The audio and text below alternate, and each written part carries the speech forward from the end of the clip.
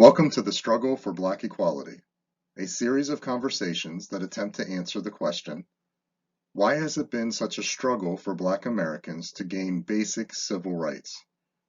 The right to eat in a restaurant, live in a neighborhood, go to school, work a job, and be treated equally under the law. This conversation, Emancipation, the Unplanned End of Slavery, looks at three important factors surrounding the end of slavery that help us to begin to answer these questions.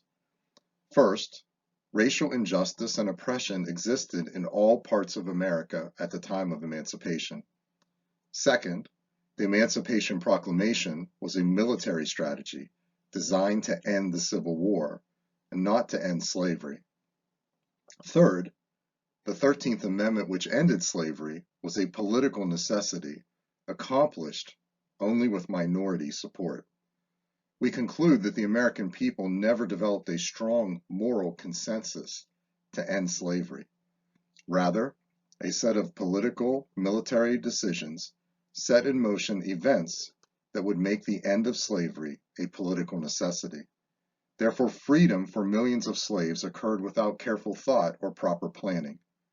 Freedom created complex questions about Black equality that the nation was simply not prepared to answer.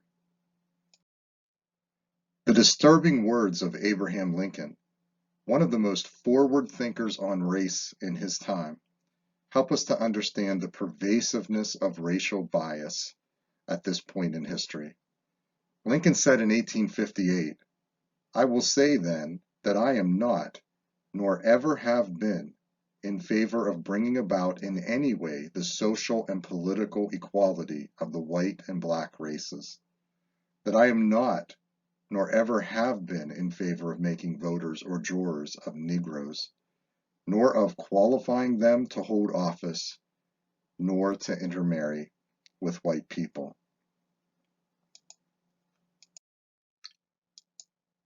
America at the time of emancipation was a severely divided nation. The country was in the midst of a devastating civil war that would take more than 600,000 American lives. There were Union free states, pictured here in blue, where slavery was illegal, but free blacks were often segregated and denied the right to vote. There were also Union slave states, pictured in light blue, where slavery was still legal. In the South, there were 11 slave states, pictured in gray. And then there were the territories that had not yet become states. Slavery existed there as well. In fact, in every section of the United States, there were varying degrees of slavery, racism, and racial injustice. Abraham Lincoln's election as president in 1860 triggered the events that led to the end of slavery. Lincoln argued that slavery should not be extended into these new territories. Lincoln did not advocate abolition of slavery where it already existed, or Black equality, just limitations on the extension of slavery. Nevertheless, 11 Southern states responded to Lincoln's election by seceding from the Union and forming a new country that they called the Confederacy. Lincoln then made a critical decision to prosecute a war against the Confederacy to restore the Union, not to end slavery. Thus, the Civil War must be understood within its proper context. Northerners fighting to preserve the Union, and Southerners fighting to defend their right to own slaves. It is within this context that Lincoln issued the Emancipation Proclamation in the fall of 1862. The Emancipation Proclamation stated that on January 1st, 1863, all slaves in rebel-held territory would be free. Slaves in the Union or areas of the South already occupied by Union armies were not affected. On January 1st, only slaves in territory still in rebellion would be free. The Emancipation Proclamation, then, was a military strategy designed to end the war by at best causing the Southern states to surrender in fear of losing their slaves, or at worst, weakening the Confederacy by depriving it of its supply of free labor. The proclamation made the Union Army the agent of freedom, but it was the initiative of thousands of slaves that secured the ultimate end of slavery. As the Union Army moved through the South, thousands of slaves left their homes and their security and flocked to the Army to claim their freedom. This unprecedented movement of slaves to freedom had two results.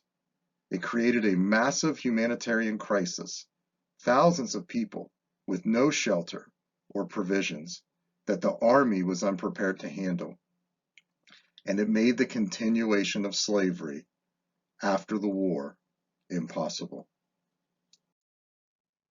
The result of these unplanned and unforeseen circumstances surrounding emancipation was the 13th Amendment to the Constitution, which made slavery illegal in the United States. The amendment was proposed by a Congress elected in 1864 by Northerners and approved by Southern states forced to comply to regain their representation in Congress. So after 2.5 centuries of slavery, millions of Black Americans were now free. But freedom was just the beginning of the struggle. The illustration here makes a powerful point. The chains of slavery had been removed, but the slave's question remains, am I not a man? Am I not a brother?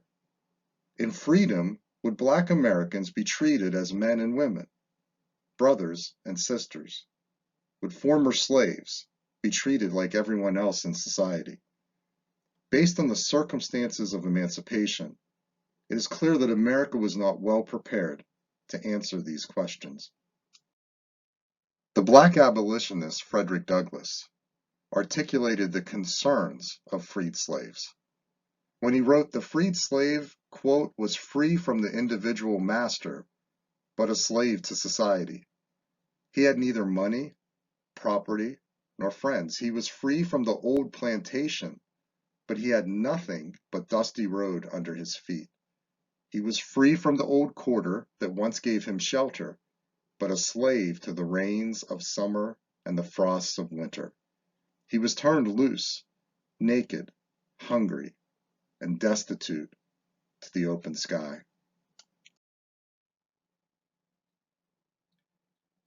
So a few takeaways from this discussion on emancipation, the unplanned end of slavery. First, racism and racial oppression existed in all parts of the United States. Second, Northerners fought the Civil War to restore the Union, not to end slavery. Third, the Emancipation Proclamation was a military, political strategy to end the war, not to end slavery. Fourth, Black Americans seized the opportunity for freedom and made the continuation of slavery after the war impossible. Fifth, ending slavery was a political necessity, not the result of a moral consensus. Sixth, because the end of slavery was unplanned, there was no plan for racial equality after slavery. As you consider what we've talked about in this conversation, there are a few things that we can think about. Was simply freeing the slaves enough? What choices were necessary to create racial equality in America after emancipation? Were the American people in 1865 capable of making these choices? How would you expect white Southerners to respond to the end of slavery? There are some great resources on the subject of emancipation that we can look at. I recommend looking at the Lincoln-Douglas debates of 1858, especially debate number 4. Harvard Sitkoff wrote an excellent book on the struggle for Black equality. Eric Foner wrote a number of great books on Reconstruction, one that deals with this era called America's Unfinished Business. There's a great movie on Lincoln, which has a lot of information about the 13th Amendment. There's a new documentary called 13th, which deals with the relationship between mass incarceration and the 13th Amendment, and there's a wonderful new documentary by PBS on the Reconstruction era. Thanks for joining the conversation today. God bless you. Have a great day, and keep thinking about things that are important in history.